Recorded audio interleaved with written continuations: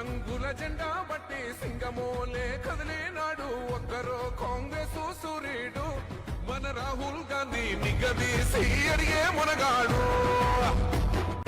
వీడు భూమిన వానైతాడు విదసాదల ధైర్యం వీడు దోపిడి దొంగల భరతం పడతాడు మన రాహుల్ గాంధీ దేశం బంగారు పడితే అవుతాడు ఇందిరమ్మ సంక్షేమాలు సోనియమ్మ చేసిన మేలు స్వాతంత్రం తెచ్చిన పార్టీ తెలంగాణ ఇచ్చిన పార్టీ మూడు రంగుల జెండా బట్టి సింగమోలే కదిలినాడు ఒక్కరో కాంగ్రెస్ సూర్యుడు మన రాహుల్ గాంధీ నిగదీసి అడిగే మునగాడు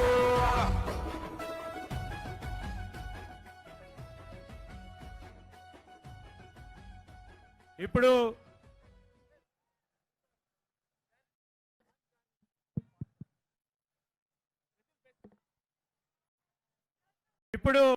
గౌరవనీయులు పెద్దలు రాహుల్ గాంధీ గారు న్యాయపత్రానికి సంబంధించి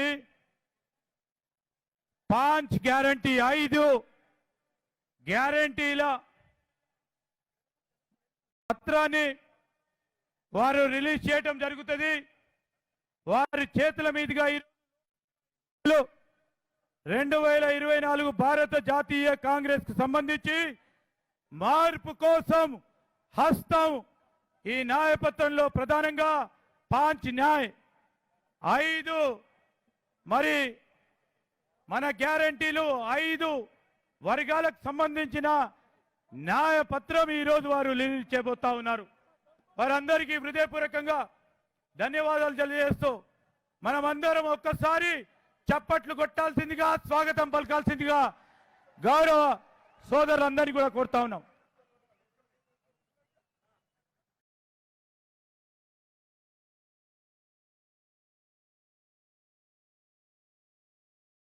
ఇప్పుడు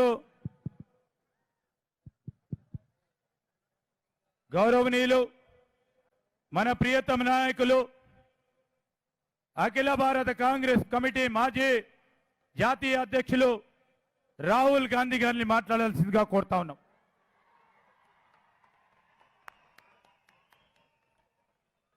రాహుల్ గాంధీ, రాహుల్ గాంధీ.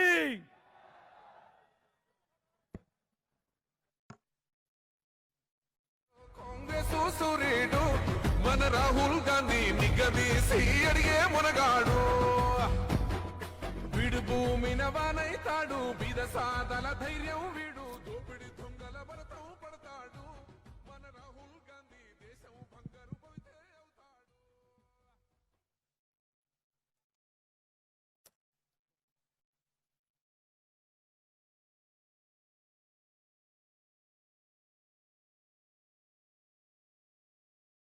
सी वेणुगोपाल जी,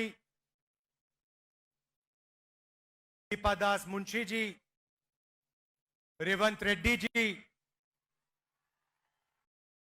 विक्रमार्का भट्टी मल्लू जी,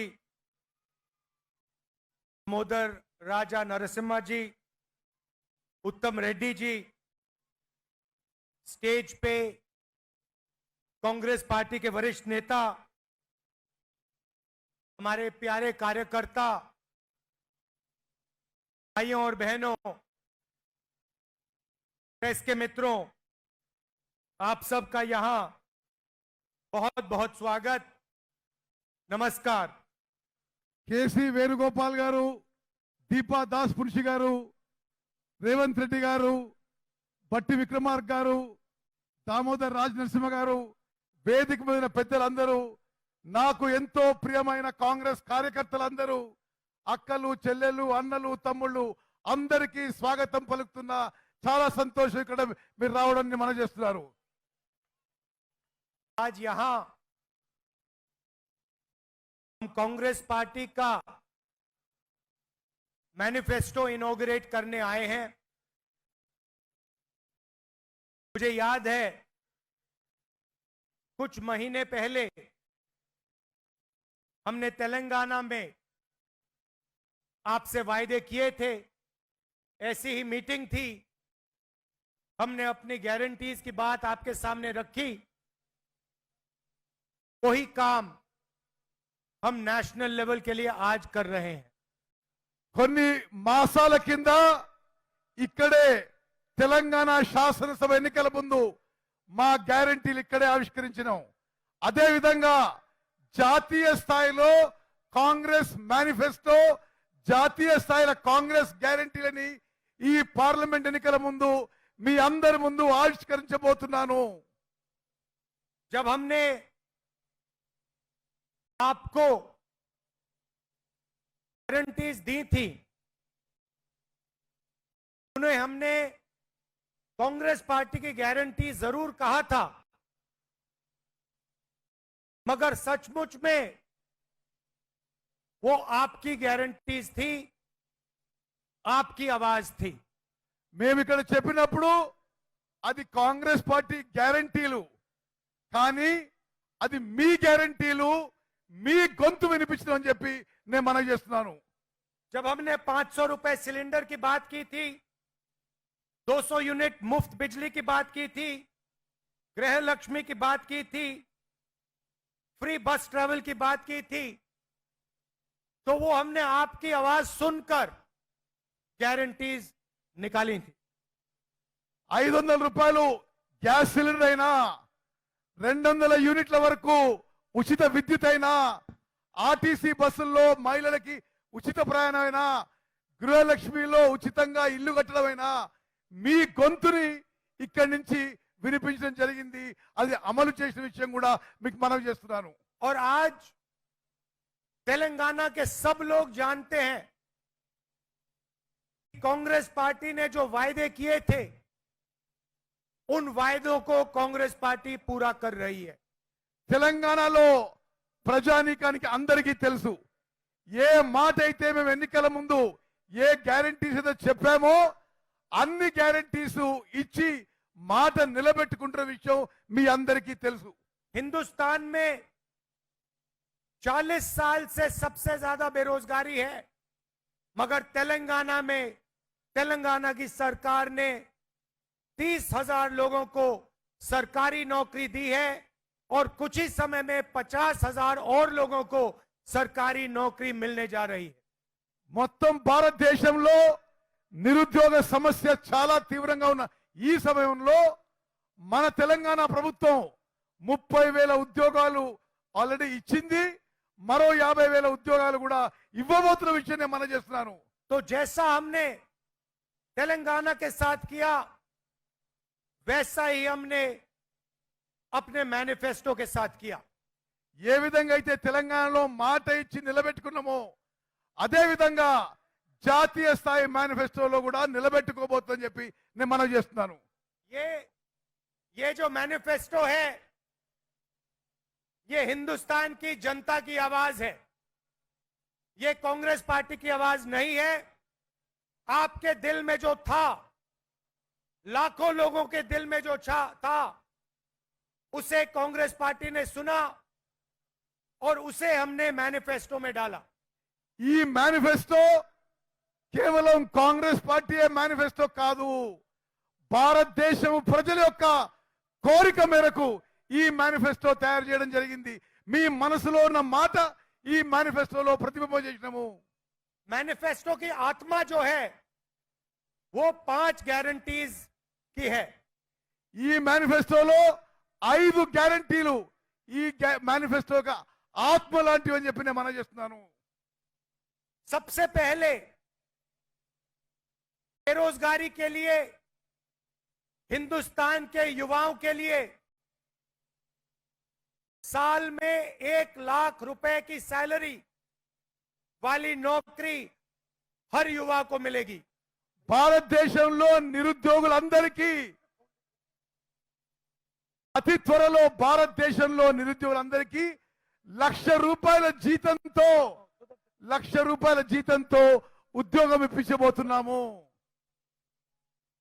तो हमने एक अप्रेंटिसशिप का कानून बनाया है। మేము అప్రెంటిస్షిప్ అంటే ట్రైనింగ్, మరి ట్రైనింగ్ ఇచ్చే కార్యక్రమం కూడా మొదలు పెడుతున్నాము.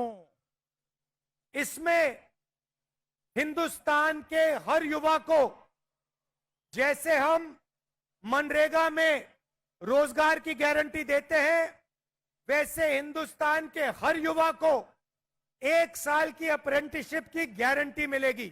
మన్రేగాలో ఏ విధంగా అయితే గ్రామీణ యువతకి ఉపాధి కల్పిస్తున్నామో మొత్తం భారతదేశంలో యువతకి 1 సంవత్సరం పాటు అప్రెంటిస్షిప్ ట్రైనింగ్ ఇచ్చే గ్యారంటీ ఇవ్వబోతున్నాము।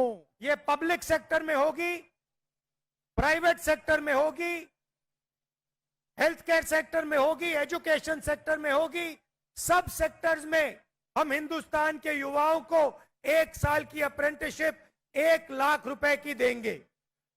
భారతదేశంలో ఉన్న నిరుద్యోగ యువత అందరికీ 1 లక్ష రూపాయల జీతంతో 1 సంవత్సరం ట్రైనింగ్ అప్రెంటిస్షిప్ ప్రభుత్వ రంగ సంస్థల్లో, ప్రైవేట్ రంగ సంస్థల్లో, విద్యా రంగంలో, ఆరోగ్య రంగంలో తప్పనిసరిగా కల్పించబోతున్నా అని చెప్పి నేను మాటిస్తున్నాను। और ये युवाओं के लिए हमने सिर्फ एक बात रखी है, क्योंकि भाषण के लिए इतना टाइम नहीं है, तो जो सब कुछ हम कर रहे हैं वो मैं बोल नहीं रहा हूं, सिर्फ एक युवाओं की गारंटी यहां आपके सामने रख रहा हूं। యువకులకి సంబంధించిన అన్ని విషయాలు ఇక్కడ చెప్పదలుచుకోలేదు, ఒక్క విషయమే నేను పదే పదే మీకు మనవి చేస్తున్నాను। मगर अगर आप मैनिफेस्टो में देखेंगे तो युवाओं के लिए अनेक और वायदे हमारे मैनिफेस्टो में है। మీరు మా మేనిఫెస్టో చూస్తే యువకులకి ఇంకా ఎన్నో అంశాలు కూడా మేము హామీ ఇస్తున్న విషయం మీకు తెలియవస్తుంది। आप जानते हो कि हिंदुस्तान की महिलाएं हमारे भविष्य की देखभाल करती हैं। భారతదేశంలో మహిళలు మన భవిష్యత్తు చూసుకుంటారని చెప్పి నేను మనవి చేస్తున్నాను। और जो महिलाएं जॉब करती हैं वो 2 जॉब्स करती हैं। ఉద్యోగాలు చేసే మహిళలు 2 ఉద్యోగాలు చేస్తారని చెప్పి కూడా నేను మనవి చేస్తున్నాను।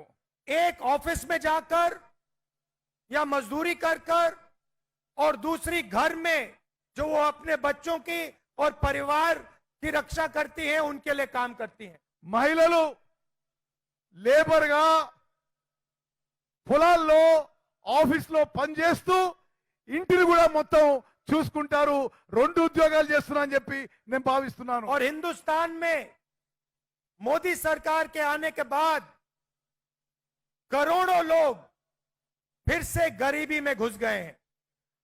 భారతదేశంలో నరేంద్ర మోదీ ప్రభుత్వం వచ్చిన తర్వాత చాలా మంది మళ్ళీ నిరుపేదలు అయిపోయారు। इसीलिए हम एक नारी न्याय कानून लाएंगे। అందుకోసమే నారీ న్యాయ అంటే మహిళలకు న్యాయం మేము తీసుకురాబోతున్నాము। नारी न्याय हिंदुस्तान के हर गरीब परिवार की एक महिला के बैंक अकाउंट में साल में 1 लाख रुपए डालेगी। ఈ నారీ న్యాయలో మహిళలకి అన్య న్యాయంలో ప్రతి కుటుంబంలో ఒక మహిళకి సంవత్సరానికి 1 లక్ష రూపాయలు ఇవ్వబోతుందని చెప్పి నేను మనం చేస్తున్నాను। ये क्रांतिकारी कदम है।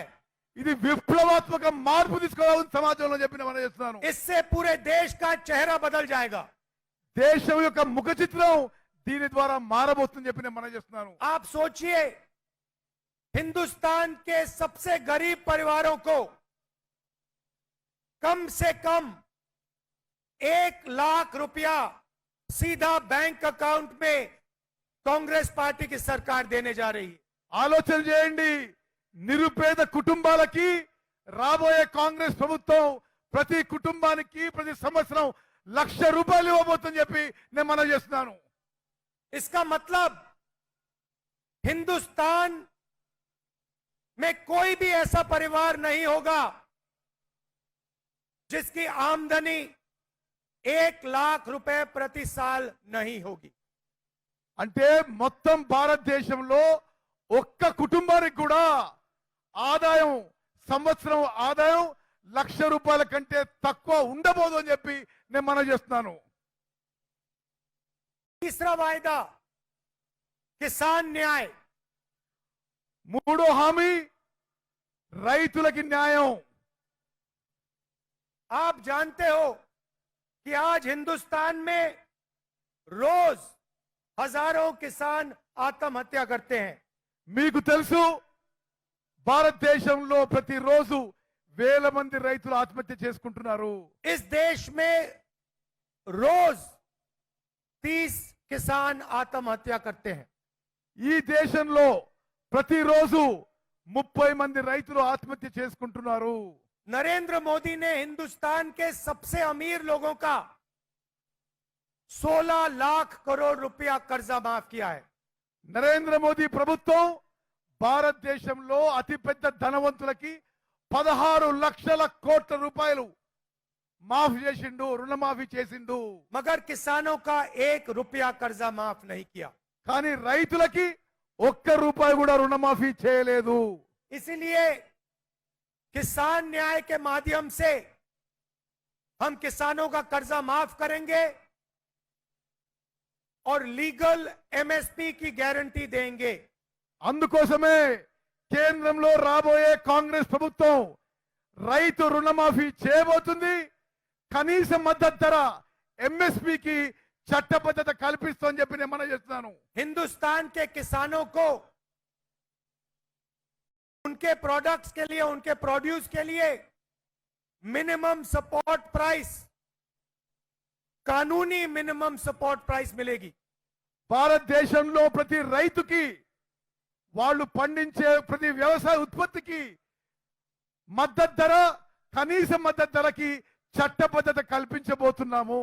और स्वामी नाथन फॉर्मूला के मुताबिक मिलेगी। కనీస మద్దతు ధర ఎంఎస్పి కూడా ఎంఎస్ స్వామినాథన్ ఫార్ములా ప్రకారం ఇవ్వబోతున్నాము. चौथा वायदा श्रमिक न्याय। నాలుగో గ్యారంటీ కార్మికులకి న్యాయం చేయబోతున్నాము. मजदूरों के लिए हिंदुस्तान में हम मिनिमम वेज लाएंगे। కార్మికులకి కూలీలకి మినిమం వేజెస్ తీసుకురాబోతున్నాము. मनरेगा के लिए और दूसरे मजदूरों के लिए कम से कम 400 रुपए प्रतिदिन की मिनिमम वेज हम लागू कर देंगे। మన్రేగాలో గాని ఇతర పనుల్లో గాని కనీస వేతనాలు మినిమం వేజెస్ రోజుకి 400 రూపాయలు ప్రకటించబోతున్నాము. और पांचवा वायदा शायद सबसे जरूरी और ऐतिहासिक वायदा, ఐదో మించిన మాట చాలా పెద్ద విషయం. ఇదందరూ మీరు జాగ్రత్తగా వినాలని కోరుకుంటున్నా. हिंदुस्तान में 50% आबादी पिछड़े वर्ग की है। భారతదేశంలో 50% జనాభా వెనుకబడి తరగతున్న వాళ్ళు, 15% आबादी दलितों की है। 15% జనాభా దళితులు ఉన్నది, 8% आबादी आदिवासियों की है, 8% గిరిజనులు ఆదివాసులు ఉన్నారు, 15% आबादी माइनॉरिटीज की है 15% మైనారిటీల జనాభా ఉన్నది, और 5% आबादी गरीब जनरल कास्ट की है। 5% జనాభా మరి నిరుపేదలు జనరల్ కేటగిరీ వాళ్ళు ఉన్నారని చెప్పి నేను మనం చేస్తున్నాను. अगर आप इन सबको मिला दें तो 90% आबादी इन लोगों की बनती है। ఇవన్నీ మీరు కలిపితే 90% జనాభా ఇప్పుడు నేను చెప్పిన కేటగిరీస్ లో వస్తారు. मगर आप अगर हिंदुस्तान के संस्थाओं को देखो, इंस्टीट्यूशंस को देखो, बड़ी बड़ी कंपनियों को देखो, तो इनमें से आपको कोई भी उन कंपनियों में, उन इंस्टीट्यूशंस में, उन संस्थाओं में नहीं दिखाई देता। ఈ 90% జనాభా నుంచి ఇప్పుడు వ్యవస్థలో ఇన్స్టిట్యూషన్స్ లో ఎవరు మీకు అవుపడరు. मीडिया की सबसे बड़ी कंपनी की लिस्ट निकालिए, उनके मालिकों में आपको एक पिछड़ा वर्ग का व्यक्ति, एक दलित, एक आदिवासी नहीं मिलेगा। మీడియా కంపెనీలను చూస్తే మీడియా కంపెనీ ఓనర్లు ఎవరు కూడా బీసీలు గాని, ఎస్సీలు గాని, ఎస్టీలు గాని మీకు అవుపడరు. हिंदुस्तान की सबसे बड़ी 200 कंपनियों के मालिकों की लिस्ट निकालिए, భారతదేశంలో మీరు పెద్ద కంపెనీల లిస్ట్ చూస్తే ఈ ఎరుకబడిన వర్గాలు ఎవరు అవుపడరు. उसमें आपको एक पिछड़ा वर्ग का व्यक्ति नहीं मिलेगा। భారతదేశంలో ఉన్న పెద్ద కంపెనీల్లో బీసీ ఎస్సీ ఎస్టీ ఓనర్స్ ఎవరు మీకు అవపడరు. एक दलित नहीं मिलेगा, एक गरीब जनरल कास्ट का नहीं मिलेगा, एक माइनॉरिटी नहीं मिलेगा, एक आदिवासी नहीं मिलेगा. ఒక్క దళితుడు గాని, ఒక్క ఆదివాసి గాని, ఒక్క మైనారిటీ గాని ఎవరు కూడా ఈ ధనవంతుల లిస్ట్ లో మీకు దొరకరు. हिंदुस्तान की सरकार को 90 लोग चलाते हैं, आईएएस अफसर चलाते हैं. భారతదేశం యొక్క ప్రభుత్వం 90 మంది ఐఏఎస్ అధికారులు నడుపుతారు. 50% पिछड़ों की आबादी है. 50% ఎరుకబట్టి వారు ఉన్నారు. 90 आईएएस अफसर में से सिर्फ 3 आईएएस अफसर ओबीसी वर्ग के हैं. దేశాన్ని నడిపించే 90 మంది ఐఏఎస్ ఆఫీసర్లో కేవలం 3 బీసీలు ఉన్న మాట ఇది వాస్తవము. आपकी आबादी 50% और आपकी हिस्सेदारी 5%. మీ జనాభా 50%, మీ భాగస్వామ్యం కేవలం 3% అని చెప్పి నేను మనం చేస్తున్నాను. आदिवासियों की आबादी 8%, 90 में से सिर्फ एक आदिवासी. గిరిజనులు ఆదివాసాలు 8% ఉంటే ఈ 90లో ఒక్కడు గిరిజను ఉన్నాడు. दलितों की आबादी 15%, दलित अफसर 90 में से 3. 90 మందిలో దళితులు కేవలం 3. దళితుల జనాభా సంఖ్య 15% అని చెప్పి నేను మనం చేస్తున్నాను. और अगर आप बजट को देखें तो अगर 100 रुपए खर्च होता है तो दलित आदिवासी पिछड़े वर्ग के अफसर सिर्फ 6 रुपए का निर्णय लेते हैं. మీరు బడ్జెట్ చూస్తే ఖర్చు అయ్యే 100 రూపాయల్లో కేవలం 6 రూపాయలు బీసీ ఎస్సీ ఎస్టీ ఆఫీసర్స్ ఖర్చు పెడుతున్నారని చెప్పి నేను మనం చేస్తున్నాను. तो सच्चाई ये है भाइयों और बहनों कि हिंदुस्तान की 90% आबादी की इस देश में हिस्सेदारी है ही नहीं. అంటే దేశంలో 90% జనాభా ఉన్న బీసీ ఎస్సీ ఎస్టీ మైనారిటీలకి దేశంలో సరి అయిన భాగస్వామ్యం లేదు అని చెప్పి నేను మనం చేస్తున్నాను. किसी को चोट लगती है तो पहला काम डॉक्टर कहता है एक्सरे कराओ. ఎవరికన్నా ఏమైనా దెబ్బ తాకితే డాక్టర్ ముందేమంటాడు, ఎక్స్రే చేసుకురా అని అంటాడు. एक्सरे से सच्चाई दिख जाती है. ఎక్స్రేతోని నిజం బయటికి వస్తుందని చెప్పి మనం చేస్తున్నాను. एक्सरे के बाद डॉक्टर सही निर्णय ले सकता है. ఎక్స్రే తీసుకున్న తర్వాతనే డాక్టర్ సరి అయిన నిర్ణయం తీసుకోగలుగుతాడు. इसीलिए हमने वायदा किया है कि जैसे ही हमारी सरकार आएगी, जो हमने तेलंगाना में किया, जाति जनगणना को हम पूरे देश में इंप्लीमेंट कर देंगे. అందుకోసమే ఏ విధంగా అయితే తెలంగాణలో చేసినామో మేము ఎస్సీ ఎస్టీ బీసీ అన్ని కులాల జనగణన చేయబోతున్నాము, క్యాస్ట్ సెన్సస్ చేయబోతున్నాం చెప్పి నేను మనం చేస్తున్నాను. देश का एक्सरे कर देंगे, दूध का दूध, पानी का पानी हो जाएगा. భారతదేశం ఒక ఎక్స్రే తీసి ఏది నిజమో అది బయటపడాలని మేము కోరుకుంటున్నాము. पिछड़े वर्ग को, दलितों को, आदिवासियों को, गरीब जनरल कास्ट के लोगों को, माइनॉरिटीज को पता लग जाएगा कि इस देश में उनकी भागीदारी कितनी है. బీసీలకి ఎస్సీలకి ఎస్టీలకి మైనారిటీలకి దేశంలో వాళ్ళ భాగస్వామ్యం ఎంత ఉందని చెప్పి దాంతో స్పష్టంగా అవుపడుతుంది చెప్పి నేను మనం इसके చేస్తున్నాను. बाद हम फाइनेंशियल और इंस्टीट्यूशनल सर्वे करेंगे. అదే విధంగా ఆర్థిక పరమైన వ్యవస్థాపకమైన సర్వే కూడా చేయించబోతున్నాము. ये पता लगाएंगे कि हिंदुस्तान का धन किसके हाथों में है, कौन से वर्ग के हाथ में है. ఈ విధంగా భారతదేశం యొక్క ధనము ఏ వర్గం దగ్గర ఉంది, ఎక్కడుందో మేము తెలుసుకుంటాము. और इस ऐतिहासिक कदम के बाद हम क्रांतिकारी काम शुरू करेंगे. ఈ చారిత్రాత్మక అడుగు వేసిన తర్వాత కొన్ని విప్లవాత్మక మార్పులు తీసుకురాబోతున్నాము. जो आपका हक बनता है वो हम आपके लिए आपको देने का काम करेंगे. మీ హక్కు అయితే ఏది ఉందో మీ హక్కు ప్రకారం మీకు ఇవ్వబోతున్నాని చెప్పి నేను మనవి చేస్తున్నాను. चाहे वो मीडिया हो, ब्यूरोक्रेसी हो, हिंदुस्तान की सब संस्थाएं हो, वहां हम आपकी जगह बनाकर आपको हिस्सेदारी देंगे. భారతదేశంలో ఉన్న అన్ని సంస్థలు, బ్యూరోక్రసీ కానీ, మీడియా కంపెనీలు కానీ, ఇతర సంస్థల్లో కూడా ఎవరి భాగస్వామ్యం ఎవరికి వచ్చే విధంగా మేము అడుగులు తీసుకుంటామని చెప్పి నేను మనవి చేస్తున్నాను. भाई और बहनों, आप जानते हो कि यहां आपके पिछले चीफ मिनिस्टर ने सरकार कैसे चलाई थी। మిత్రులారా, మీకు తెలుసు గతంలో ఉన్న ముఖ్యమంత్రి ఏ విధంగా ప్రభుత్వం నడిపించిండో మీరు చూసిండ్రు. हजारों लोगों के उन्होंने फोन टैप किए వేల మంది ఫోన్లు ట్యాపింగ్ చేసిండు. और यहां की जो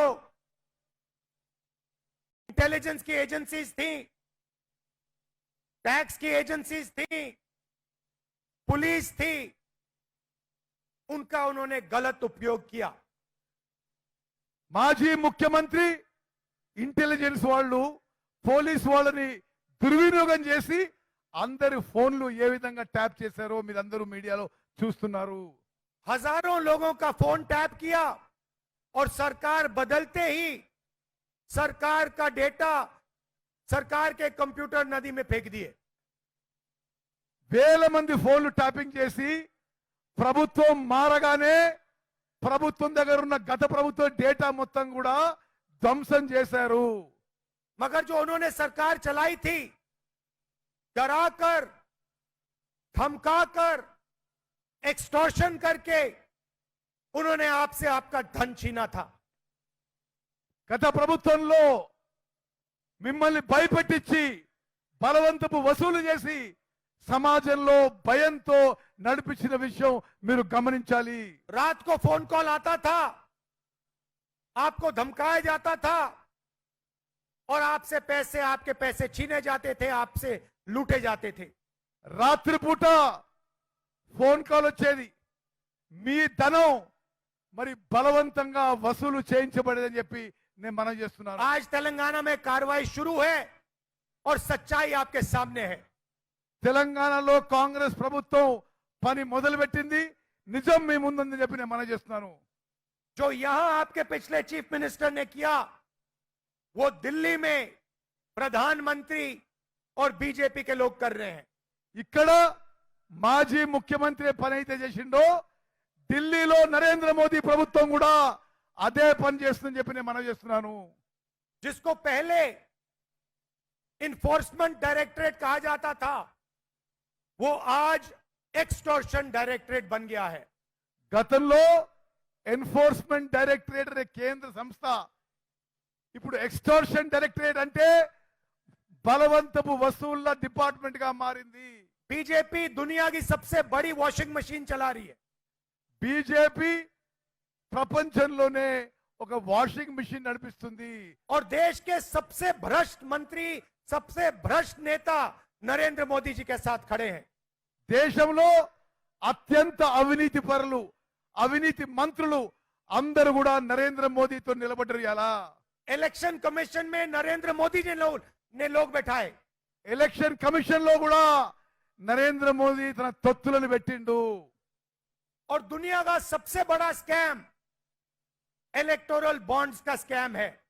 ప్రపంచంలోనే అతి పెద్ద కుంభకోణం ఎలక్ట్రోల్ బ్యాండ్స్ కుంభకోణం అని చెప్పి నేను మనం చేస్తున్నాను. पैसा दो, धंधा लो। పైసలు వసూలు చేసి వ్యాపారం బిజినెస్ ఇచ్చిన చరిత్ర బీజేపీ ప్రభుత్వం చెప్పి నేను మనం చేస్తున్నా. इलेक्टोरल बॉन्ड्स की आप लिस्ट निकालिए और उसमें साफ दिखता है।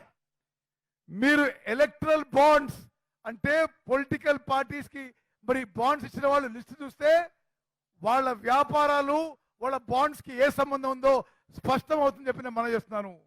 एक दिन सीबीआई कंपनी को धमकाती है, उसी महीने वही कंपनी बीजेपी को करोड़ों रुपए पकड़ा देती है।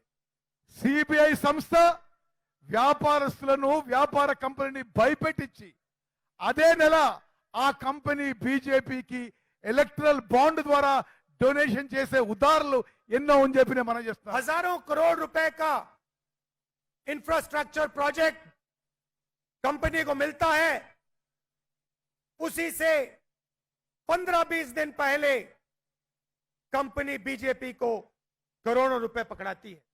వేల కోట్ల ప్రాజెక్టులు, వేల కోట్ల ఇన్ఫ్రాస్ట్రక్చర్ ప్రాజెక్టులు వాళ్ళ దగ్గరున్న వాళ్ళకి సంస్థలకు ఇచ్చి ఎలక్ట్రల్ బాండ్ ద్వారా వసూలు చేసుకుంటున్నారు. कांग्रेस पार्टी के सारे बैंक अकाउंट बंद कर दिए। కాంగ్రెస్ పార్టీకి చెందిన బ్యాంక్ అకౌంట్లు అన్ని కూడా ఈ బీజేపీ ప్రభుత్వం సీజ్ చేసింది, మూసేసిన విషయం మీకు తెలవాలి. मगर हम इन लोगों से नहीं डरते हैं। అయినా సరే మేము భయపడేది లేదు. यहां पे हमने बीजेपी की बी टीम को हराया, आने वाले चुनाव में हम ए टीम को हराने जा रहे हैं। తెలంగాణలో బీజేపీ బి టీం ని ఓడించినాం, ఇప్పుడు దేశంలో బీజేపీని ఓడించబోతున్నాము. कॉन्स्टिट्यूशन हिंदुस्तान के सब लोगों की रक्षा करता है।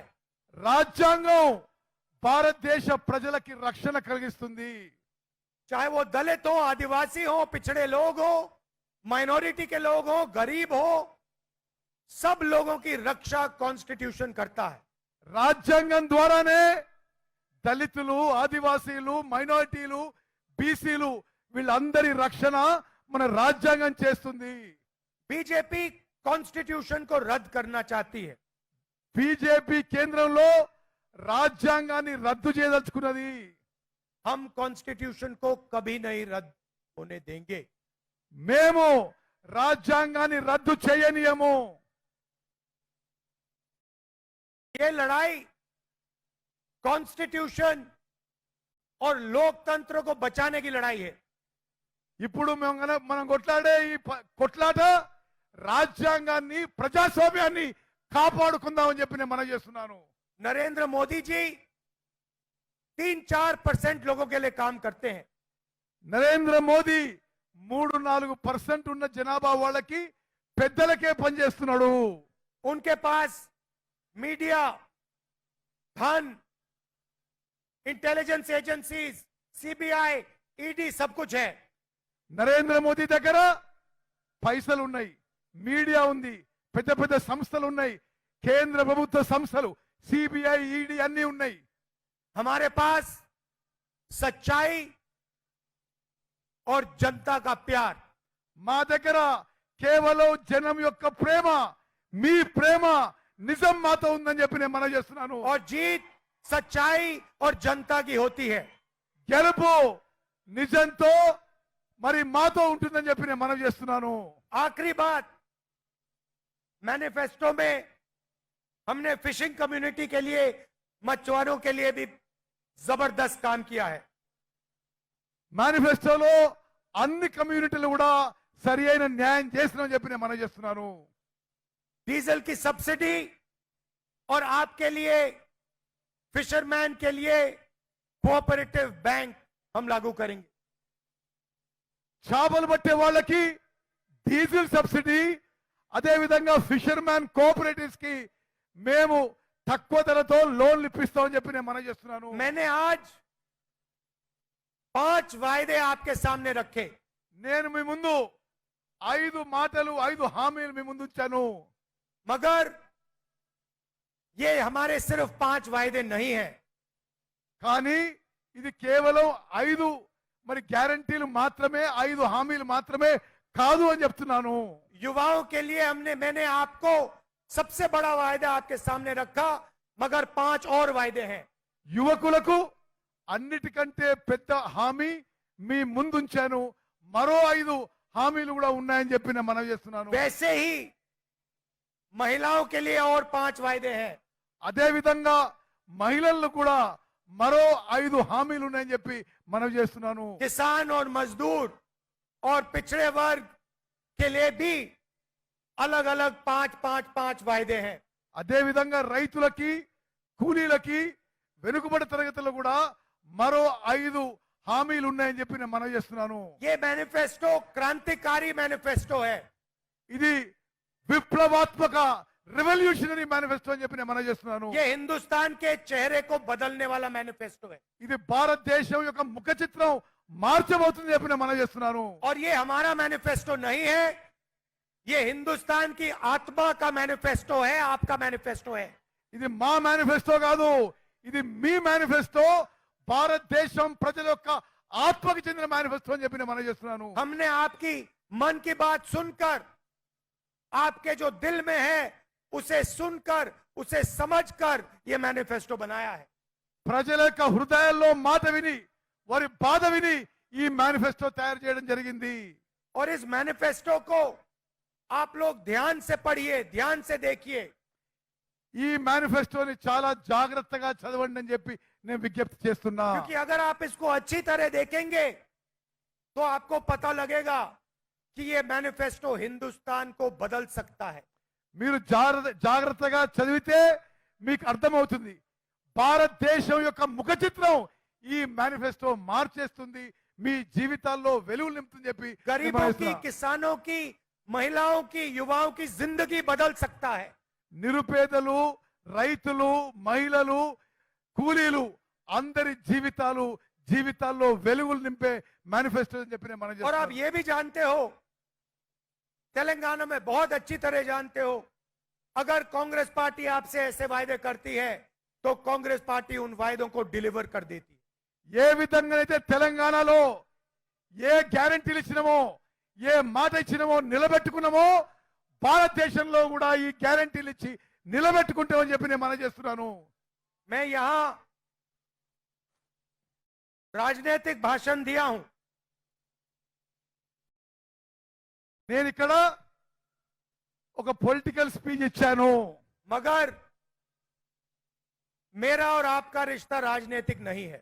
కానీ నాకు మీకున్న సంబంధం రాజకీయాలకు అతీతంగా ఉందని చెప్పి నేను మనం చేస్తున్నా. मेरा और आपका रिश्ता पारिवारिक रिश्ता है, मोहब्बत का रिश्ता है। నాకు మీకున్న బంధం ఒక కుటుంబంలో ఉన్న బంధం, ప్రేమ ఆత్మీయత ఉన్న బంధం అని చెప్పి నేను మనం చేస్తున్నాను. और आप जानते हो सोनिया जी तो हैं आपकी, उन्होंने आपकी मदद की, मगर दिल्ली में मैं भी आपका सिपाही हूं। మీకు తెలుసు సోనియా గాంధీ గారు మీ ఎంబడున్నారు, ఢిల్లీలో నేను కూడా మీ ఎంబడుంటా అని చెప్పి మీకు మాటిస్తున్నాను. और आप जानते हो कि तेलंगाना के युवाओं ने, तेलंगाना की जनता ने मुझे इतना सा इशारा किया, मैं यहां आपके लिए हाजिर हो जाऊंगा। మీకు తెలుసు తెలంగాణలో ఏ యువకులైనా, తెలంగాణలో ప్రజలు ఎప్పుడు పిలిస్తే అప్పుడు నేను మీ ముందు హాజరైతా అని చెప్పి నేను మనవి చేస్తున్నాను. और मैं सिर्फ ये 2-3 साल की बात नहीं कर रहा हूं, ये मैं अपनी पूरी जिंदगी की बात कर रहा हूं। ఇది కేవలం ఇప్పటి మాట కాదు, ఈ 2-3 ఏళ్ల మాట కాదు, నా జీవితం మొత్తం మీకు సేవ చేస్తా అని చెప్పి మాటిస్తున్నా. जब तक मैं जीवित हूं, तेलंगाना के छोटे से छोटे बच्चे ने मुझे बुलाया, मैं यहां हाजिर हो जाऊंगा। నేను బతుకున్నంత కాలం తెలంగాణలో చిన్న పిల్లగాడు పిలిచినా మీ ముందు ఉంటా, మీకు సేవ చేస్తా అని చెప్పి మీకు మాటిస్తున్నా. और मैंने आपको कहा था कि आपने एक नया स्टेट बनाया, आपने एक सपना देखा और केसीआर जी ने उस सपने को तोड़ने का काम किया। మీరు చూసిన స్వప్నం ఒక ప్రత్యేక రాష్ట్రం ఏర్పాటైనా కేసీఆర్ మీ స్వప్నాన్ని బద్దలు కొట్టే విషయం మీకు తెలుసు. ये हिंदुस्तान का सबसे नया प्रदेश है। భారతదేశంలో కొత్త రాష్ట్రం 29వ రాష్ట్రం తెలంగాణ రాష్ట్రం. और मैं चाहता हूं कि ये प्रदेश हिंदुस्तान के सारे प्रदेशों को रास्ता दिखा पाए। నేను కోరుకుంటుంది మొత్తం భారతదేశంలో అన్ని రాష్ట్రాలకి తెలంగాణ రాష్ట్రం దారి చూపెట్టాలి, ముందుండాలని కోరుకుంటున్నాం మనం చేస్తున్నా. और इसमें मैं, आपके चीफ मिनिस्टर, हमारे सब नेता, कांग्रेस पार्टी के हर कार्यकर्ता और तेलंगाना के युवा, तेलंगाना की जनता एक साथ मिलकर काम करेंगे। ఈ కృషిలో నేను, మీ ముఖ్యమంత్రి, మీ నాయకులు, కార్యకర్తలు అందరూ కూడా కలిసి పనిచేస్తామని చెప్పి నేను మనం చేస్తున్నాను. और मैं चाहता हूं कि एक दिन made in Telangana, made in China का मुकाबला करे। నేను కోరుకుంటున్నా ఒకరోజు మేడ్ ఇన్ తెలంగాణ అనే బ్రాండ్ మేడ్ ఇన్ చైనా కంటే పెద్ద కావాలని చెప్పి కోరుకుంటున్నా. और फिर पूरा देश कहे अगर मेड इन तेलंगाना हो सकता है तो मेड इन उत्तर प्रदेश हो सकता है, मेड इन राजस्थान हो सकता है। तो ये मैसेज मैं चाहता हूं कि आप देश को दें। ఏ విధంగానైతే made in Telangana successful brand కావాలతో ఆ తర్వాత అన్ని రాష్ట్రాల్లో made in Uttar Pradesh, made in Rajasthan అంతటా సక్సెస్ కావాలని కోరుకుంటున్నాను. और देश में बीजेपी के लोग नफरत फैलाते हैं। మొత్తం భారతదేశంలో బీజేపీ పార్టీ మత సమాజంలో విద్వేషం ఫైలాయిస్తుంది. एक धर्म को दूसरे धर्म से लड़ाते हैं। ఒక మతాన్ని ఇంకో మతంతో కొట్లాడగబెట్టింది. मगर तेलंगाना में नफरत के बाजार में आप सब ने मोहब्बत की लाखों दुकानें खोली हैं। మీరు తెలంగాణలో ఈ విద్వేషాల బజార్లో ప్రేమించే దుకాణం తెరిచిండ్రు. నేను చాలా సంతోషిస్తున్నాను చెప్పిన यहाँ पे सब लोग मिलकर प्यार से इज्जत से काम करते हैं। ఇక్కడ అందరూ కూడా కలిసిమెలిసి ప్రేమతో అభిమానంతో పని చేయడం నేను ఎంతో సంతోషిస్తున్నాను. तो ये भी मैसेज तेलंगाना से पूरे देश में जा रहा है। ఈ సందేశం కూడా ఈ కలిసిమెలిసి పనిచేసే సందేశం తెలంగాణ నుంచి మొత్తం భారతదేశం పోతుంది. शाम का समय है, आप दूर दूर से आए, आपको वापस जाना है। मैं आपका दिल से धन्यवाद करता हूं।